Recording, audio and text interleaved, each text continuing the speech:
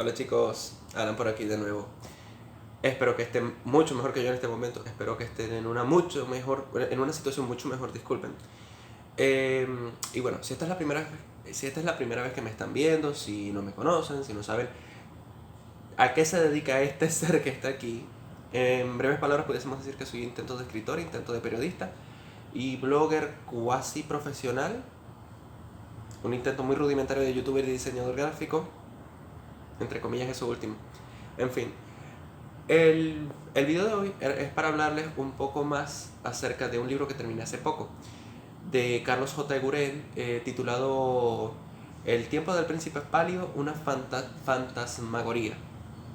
Viene siendo cronológicamente el primer libro de su saga de Von Crawford, su saga sobre el multiverso, y nos viene a contar la historia de la anterior custodia de este mundo, que viene siendo Aurora Barlow. Aurora fue un personaje que apenas se mencionó en el libro, en el primer libro, el libro en el que conocemos a Devon Crawford, que es la siguiente en la línea de sucesión, no sé si sea la palabra correcta, pero no sabemos prácticamente nada sobre Aurora. En este libro del tiempo del príncipe pálido, Carlos nos explica de dónde viene Aurora, cuál es el mundo en el que vivió Aurora. Creo que vendría siendo una versión bastante particular de los años 80. Y en mi cabeza es una especie de lugar entre Nueva York o los suburbios estadounidenses y Madrid. No sé, siempre me ha dado esa impresión. En fin, eh, mientras que Devon tiene que lidiar con distintos problemas, los cuales no les voy a decir, Aurora tiene que lidiar con uno solo, pero que es suficientemente catastrófico, suficientemente peligroso como para desencadenar una única debacle en todo el mundo. Por un pequeño error, un pequeño e insignificante error, un mal que ha estado tanto tiempo dormido, irónicamente dormido, es desencadenado, y Aurora junto con el Piojo, un grupo de amigos, tienen que tratar de controlar la situación lo mejor que pueden, si es que la situación no se les sale de las manos primero.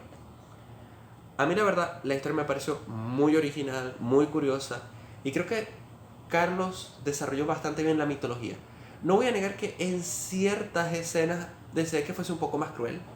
Siento que el tono de la historia está un poco levemente dulcificado para la oscuridad y para la violencia que pudo haber desarrollado. Pero entendiendo que esta es una saga de dirigida a público adulto, una saga young adult, una saga juvenil, creo que consiguió un equilibrio bastante homogéneo. Los personajes son únicos, los personajes son totalmente únicos. Son realmente reflejos de cada uno de nosotros cuando teníamos esas edades entre los 13, 14, 15 años. Digamos que a lo mejor 11 en algunos casos.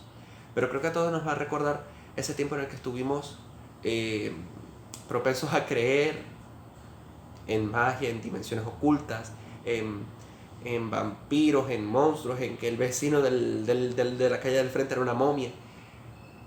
Cualquier cantidad de cosas, cualquier cantidad de locuras que se nos ocurrían en ese momento, Carlos las recupera, les da una forma y hace que una bastante particular cobre vida y le da una mitología bastante interesante. Me hubiese gustado un poco más de desarrollo en cuanto a la historia de trasfondo del príncipe pálido, pero me quedo conforme con lo que me ofreció este libro. La verdad, aunque parece extenso, El tiempo del príncipe pálido es una historia que se lee bastante rápido. Así, bueno, así. Ese era el efecto que quería. Se lee bastante rápido, es muy fácil de seguir, es muy sencillo quedarse inmerso en la lectura y dejarse guiar por los personajes. Es uno de esos libros que conserva la magia de ser niño, o bueno, la magia de ser adolescente o de ser joven. No sé si puedo decir joven, tengo 23 años, pero bueno, ustedes saben a lo que me refiero. Conserva esa magia, esa inocencia, ese pequeño Peter Pan que todos llevamos adentro. Y creo que Carlos hizo un muy buen trabajo recobrando recobrando ese pedacito, esa añoranza. Y me dejó un sabor un poco agridulce al final. Los que lo lean, por favor léanlo. Los que lo lean van a saber a qué me refiero, a qué parte del final me refiero realmente. Porque aunque es real, no quiere decir que no le afecte al lector. Después de todo lo que sucede, después de todo lo que pasa en esta historia, el final que tienen los personajes, digamos que, aunque realista, es un poco doloroso. Y no es un final cruel, es un final que creo que hemos vivido todos en algún momento de una u otra manera.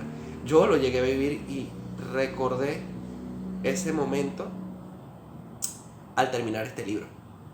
Así que bueno, no voy a alargar mucho más esto, así que simplemente les voy a dejar el enlace para que puedan comprar el libro aquí abajito. Les voy a dejar también el enlace para que visiten el blog de Carlos. Y bueno, nos vemos en la siguiente.